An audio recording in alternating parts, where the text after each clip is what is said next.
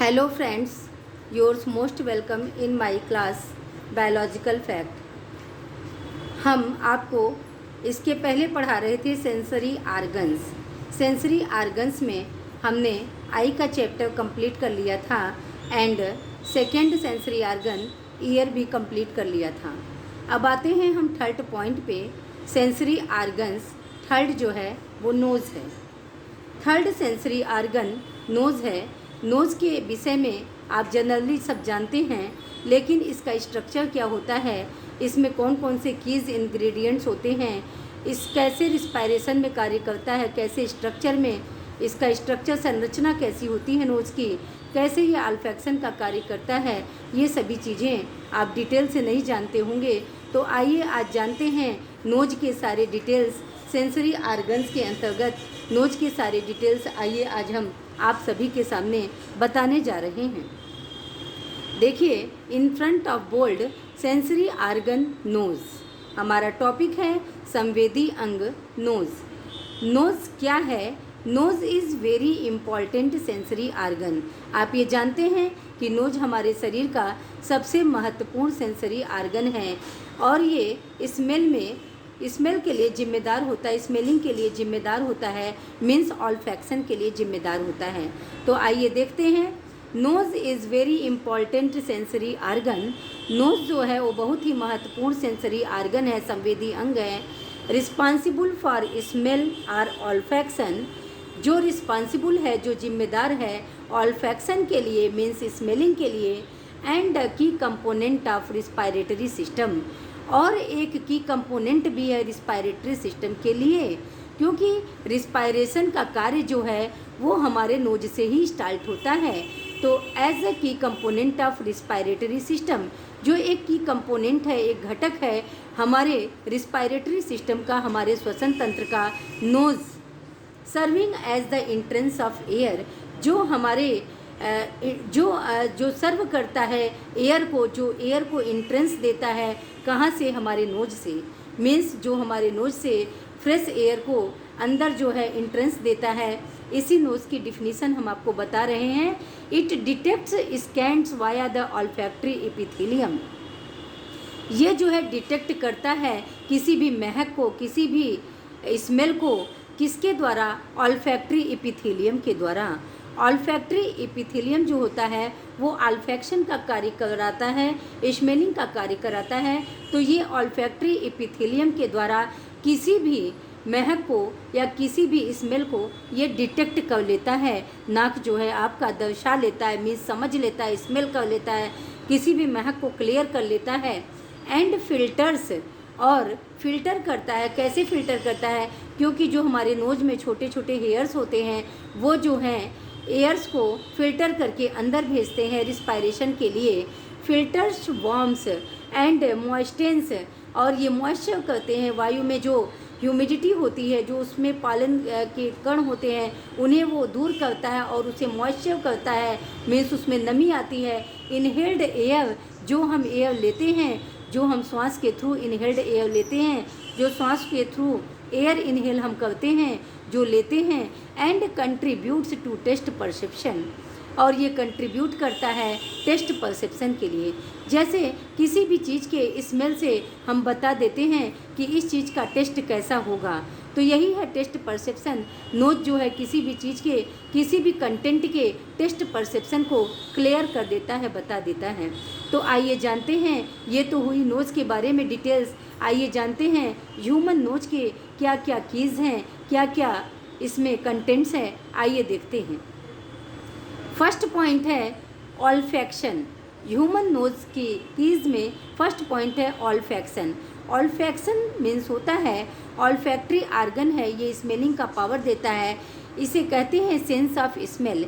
Smell का sense देता है। स्मेल का मीन्स हमारे अंदर महक का वो है, जो है सेंस देता है। इसमें देखिए ऑल्फैक्शन सेंस ऑफ स्मेल, इसमें देखिए the nose contains million of olfactory receptor neurons. जो नोज होता है आपका, किसी भी ह्यूमन बॉडी का जो नोज होता है वो मिलियंस ऑल्फैक्टरी रिसेप्टर न्यूरॉन को कंटेन करता है। मीन्स 1 2 4 10 नहीं, ये मिलियंस में ऑल्फैक्टरी रिसेप्टर न्यूरॉन को कंटेन करता है। मिलियंस में रखता है। एंड ये जो ऑल्फैक्टरी रिसेप्टर न्यूरॉन होते हैं ये within the olfactory epithelium in the nasal cavity, ये ऑल्फैक्टरी एपिथेलियम में अपर नासल कैविटी में ये पाया जाता है olfactory receptor neuron. Means the nose contain millions of olfactory receptor neurons. Nose जो हमारा होता है वो मिलियंस में ऑल्फैक्टरी रिसेप्टर न्यूरॉन को कंटेन करता है, मीन्स रखता है। And within the olfactory epithelium, और ऑल्फैक्टरी एपिथेलियम के अंदर in the upper nasal cavity, upper nasal cavity में जो ऊपर के नाक का गुहा होता है अपर नासल कैविटी में ये पाया जाता है। ये क्या करता है, अलाउिंग इट ये अलाउ करता है to detect odour molecules. Odour molecules को ये दर्शाने के लिए अलाउ करता है।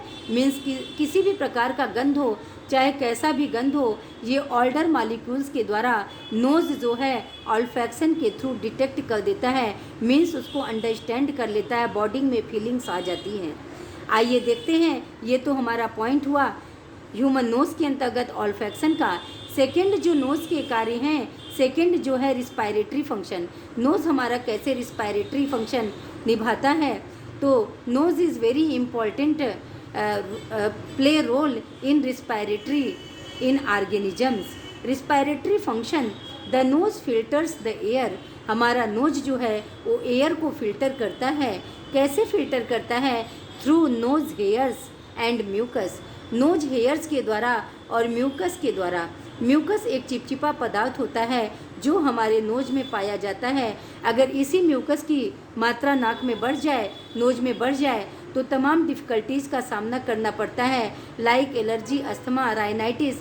तमाम एलर्जिटिक सिम्पटम्स मनुष्य में आते हैं जिसके लिए मेडिसिन्स लेना पड़ता है। लेकिन ये नॉर्मल कंडीशन में म्यूकस नॉर्मल कार्य करता है। The nose filters the air through nose hairs and mucus. जो नोज होता है वो फिल्टर करता है बाहरी एयर को, जो अशुद्ध एयर होता है उसे नोज हेयर्स के द्वारा, जो नाक में छोटे छोटे बाल पाए जाते हैं उन्हीं नोज हेयर्स के द्वारा इन्हें फिल्टर करता है। एंड म्यूकस के द्वारा इन्हें फिल्टर करता है। ट्रैपिंग डस्ट, ये डस्ट को ट्रैप करता है, डस्ट को ख़त्म करता है। जर्म्स, और जो बाहर से जर्म्स आते हैं उन्हें भी ये मारता है, किल करता है। एंड फॉरेन पार्टिकल्स, और बाहरी कण जो भी हमारे लिए नुकसानदायक होते हैं ये शुद्ध प्योरिटी को लेता है। एंड आप जानते हैं ऑक्सीजन को लेते हैं हम ह्यूमन बींग्स, ऑक्सीजन O2 को लेते हैं एंड कार्बन डाइऑक्साइड CO2 को बाहर निकालते हैं। तो अदर फॉरेन पार्टिकल्स जो भी अशुद्धि अवस्था में होते हैं ये उन्हें नोज़ के द्वारा बाहर कर देते हैं। इट आल्सो वार्म्स एंड ह्यूमिडिफाइज, ये वार्म रखता है एंड ह्यूमिडिफाई रखता है, मीन्स आर्द्र रखता है air before it reaches the lungs. जैसे ही लंग्स में एयर जाता है, जैसे ही लंग्स में एयर पहुंचता है तो नोज़ का ही ये कार्य होता है कि ये उसे वार्म रखता है, वहाँ पे आर्द्रता बनाए रखता है और लंग्स तक पहुँचने पर एयर को ये क्लियरिटी के साथ, शुद्धि के साथ भेजता है। ये हुई रिस्पायरेटरी फंक्शन के अंतर्गत नोज़ के वर्क क्या क्या हैं। आइए आते हैं थर्ड पॉइंट, स्ट्रक्चर, कि हमारे नोज का क्या स्ट्रक्चर होता है, कैसे ये बना होता है नोज हमारा। Human body nose composed of bone and cartilage. जो ह्यूमन बॉडी का नोज होता है ये बना होता है हड्डियों का, बोन का एंड कार्टिलेज का। कार्टिलेज मीन्स उपास्थि। तो ये हमारा जो नोज होता है इसकी जो स्ट्रक्चर होती है वो कार्टिलेज और बोन की बनी होती है। The nose contains 2 nasal cavities. Nose जो है 2 नासल कैविटीज़ को कंटेन करता है, मीन्स नोज़ के पास 2 नासल कैविटी होती है। आप देखेंगे हमारे नोज़ जो फ्रंट फेस पे होते हैं तो उस पर नासल कैविटी, नाक की जो गुहा होती है 2 पाई जाती है, डिवाइडेड बाय अ सेप्टम, जो एक सेप्टम के द्वारा डिवाइडेड होती है। सेप्टम बीच की दीवार होती है जो नाक के बीचों बीच पाई जाती है। तो ये स्ट्रक्चर है कि composed of bone and cartilage. Nose हमारा जो होता है वो बोन और कार्टिलेज का बना होता है। The nose contains 2 nasal cavities. Nose हमारा कंटेन करता है, हमारे नोज के पास होता है 2 नासल गुहा, 2 nasal cavity, divided by a septum, जो कि एक मिडिल दीवार, जो कि एक मिडिल सेप्टम के द्वारा बटा होता है। It is lined by a mucus membrane. ये म्यूकस मेम्ब्रेन की एक पतली सी लाइन के द्वारा ये झुका हुआ होता है, लाइंड होता है, मीन्स उसकी दीवार पाई जाती है। It is lined by a mucus membrane, एक म्यूकस मेम्ब्रेन के लाइंड के द्वारा घिरा होता है। दैट प्रोड्यूसेस म्यूकस, जो कि म्यूकस प्रोड्यूस करता है, जो कि म्यूकस उत्पन्न करता है। ये म्यूकस नॉर्मल म्यूकस की बात हम कर रहे हैं। It is lined by a mucus membrane, जो एक म्यूकस मेम्ब्रेन की लाइंड से घिरी होती है। दैट प्रोड्यूसेस म्यूकस, जो म्यूकस प्रोड्यूस करता है, जो म्यूकस उत्पन्न करता है, जिससे जो है ह्यूमिडिटी एयर हमारे नाक के अंदर से लंग्स तक पहुंच पाती है। तो ये हुआ सेंसरी आर्गन के अंतर्गत नोज के स्ट्रक्चर में। फर्स्ट आपने देखा अल्फैक्शन, सेकंड रिस्पायरेटरी फंक्शन, थर्ड है स्ट्रक्चर। तो आज हम ये सब चीज़ें जानें। अब कल की क्लासेस में और डिटेल्स। तब तक के लिए दोस्तों bye bye, love you all, have a nice